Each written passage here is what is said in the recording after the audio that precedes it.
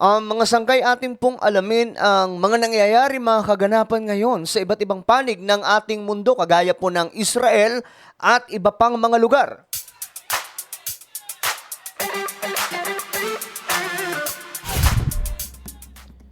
Hello, good day mga sangkay, magandang oras po sa inyong lahat. Pag-usapan po itong nagaganap ngayon sa ating planeta, kagaya po ng nangyayari doon sa Israel, at malaking sunog na tila baga mala-impyerno mga sangkay. Ang dami pong nangyayari dito sa Pilipinas. Iba naman, ulan naman po na napakatindi. Sa ibang mga bansa, grabe po ang init ng panahon. Bago po natin pag-usapan yan, pag-check po muna sa ibaba kung kayo na po ay nakapag-subscribe. At kung hindi pa mga sangkay, pindutin nyo po yung subscribe button sa ibaba. Tapos i-click nyo po yung bell at i-click nyo po yung all. Ulitin ko, i-click nyo po yung subscribe button sa ibaba, i-click nyo po yung bell at i-click nyo po yung all. Dahil nga po dito nag-upload po tayo ng mga mahalagang impormasyon. Kagaya po nitong pag-uusapan natin ngayon. At 1.09 million na po tayo. Malapit na po tayo umabot sa 1.1 million subscribers. So ito guys, tignan po natin. Dahil nga po ito yung balita. Itong Greek wildfires, Israel, nangyayaring gulo sa Israel, mga sangkay, di pa pala ito tapos. At ano itong Twitter's X rebrand? Uy, interesting mga sangkay, alamin po natin. Wildfires across Greece continues as firefighters struggle to contain the... Okay, nagpapatuloy daw po yung sunog doon po sa Greece. Okay, sa kanila po itong mga kagubatan. catastrophic flames. The country's biggest ever evacuation of tourists on inferno-stricken roads has prompted pandemonium on the streets and in the airport. Tonight, Australians remain trapped as they try to flee the burning island. A tourist haven, now a hellscape. Grabe. Ito pala ay dinadayo ng mga turista, mga sangkay. Now, tingnan nyo po ang nangyayari. As wildfires trace a path of destruction through paradise, residents on the Greek island of Rhodes resort to extreme measures to defend their homes, arming themselves Grabe, with... no? Kusa na pong nasusunog yung kabundukan, mga sangkay, dahil nga po sa sobrang init ng panahon sa bandang Europe at iba pang bahagi ng ating mundo. Dito sa Asia rin po, ganyan din po ang nagaganap sa iba't ibang panig ng mga bansa. At dito sa Europe, mga sangkay, Western countries, ito po ang nangyayari rin. whatever they can in a desperate bid to extinguish the flames. Tingnan nyo, oh. Tingnan nyo mabuti guys, ha. Ito po, oh. Tingnan nyo, nasusunog po ng Australian kusa. tourists and expats were among more than 19,000 evacuated from Rhodes Ayan, oh. over the weekend. 14,000 kilometres away, Brisbane woman Cleo Manolis is staying by the phone. Her dad, cousins, aunties and uncles are all currently on the island. Tingnan nyo to. Devastating. Everyone's heartbroken just to see the beautiful island of Rhodes just be... Kasi mga sangkay, itong lugar na to ay dinadayo doon sa Greece. Pero ito na po ang nangyari. Ang tourist island na kung tawagin ay Rhodes, ay ayan na po ang nangyari. Nagkaroon po ng malawakang sunog. been torn apart by this wildfire. The Greek PM has declared the country is at war with Kawawa. fire, with dozens of blazes still burning across the country. As dark as the conditions are at the moment, everyone is out there helping wherever they can. On the ground and in the air, the fight continues. Incredibly, no deaths have been Uy. recorded so far, but wildlife has suffered greatly. Firefighters have managed to save some homes, but they are struggling. So Inyo, oh. Ang bihirang sunog yan, guys. Sa kanilang kagubatan yan, mga sangkay. At sa totoo lang, hindi lamang po dito sa Greece yan. Marami pa pong mga bansa ang ganito din po ang situation. At kinakabahan po ako sa mas magiging sitwasyon pa. Dahil nga po, alam naman po natin, ang cause po nito, ang reason bakit ito nangyayari ay dahil po sa global warming.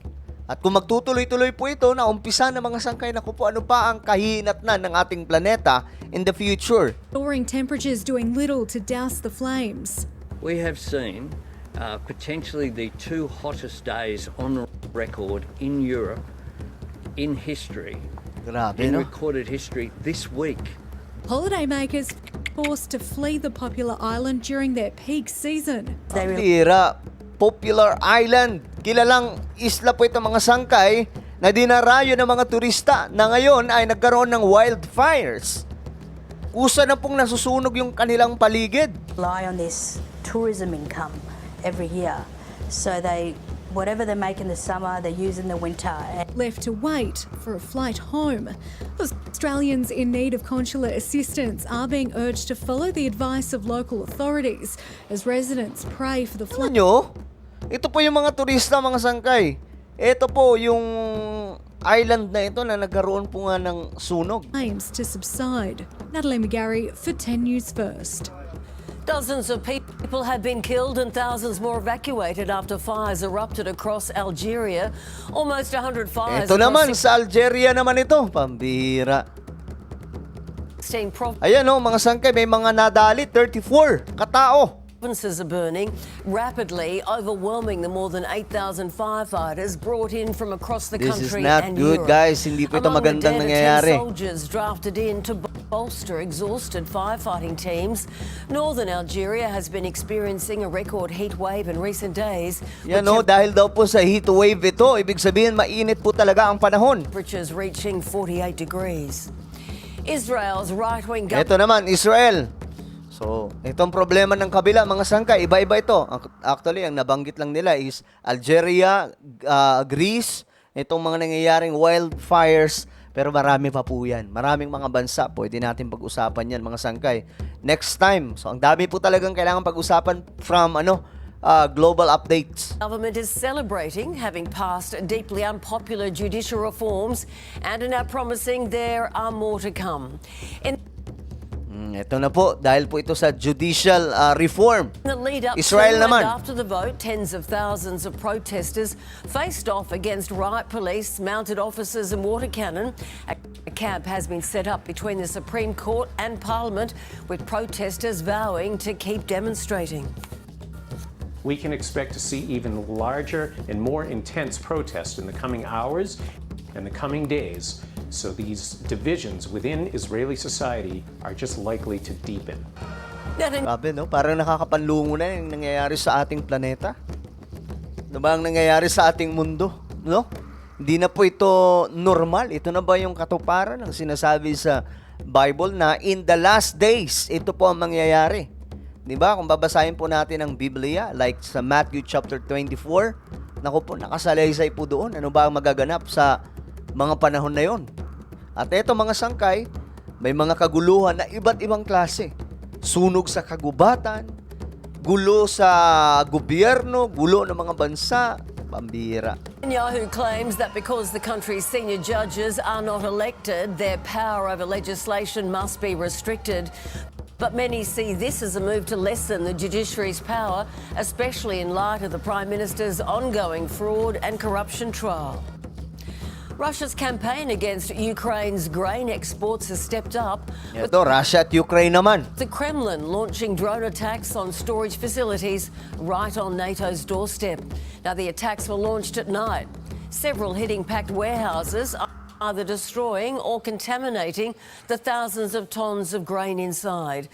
The facility is just 200 metres across the River Danube from Romania. Tingnan nyo. Tingnan ito mabuti. Ito yung nagaganap sa kanilang digmaan ngayon. A NATO member and whose president has condemned the attack.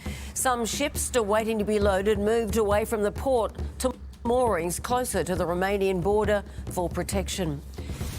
11 people have been killed, most of them children, after a gym roof collapsed. Ito, sa China naman. Ano naman itong nangyari? 11 daw po ang nawalan ng buhay, mga sangkay. Pambira. During a heavy downpour in the northeast of China. Only 8 Sa China naman to. survivors were pulled from the wreckage. Police have arrested the managers of a local construction company which was using the roof as a dumping ground while working on a nearby building. Pansinin nyo guys, wala na pong gaanong good news ngayon, no? Pagdating sa mga balita. Alam niyo saan mahanap yung good news? Sa Biblia. Andun lahat ng good news, guys. In another blow to Russia's already embattled LGBTQ community, Vladimir Putin has now signed into law a ban on people officially and medically changing their gender. The act also outlaws trans people to marry and adopt children. Russia's ongoing crackdown is being billed as the safeguarding of the country against Western anti-family ideology. America's Justice Department is now suing Texas Governor Greg Abbott after he blocked part of his border with Mexico with barbed wire and floating obstacles. The department claims his use of these large orange buoys and kilometres of barbed and razor wire is endangering lives.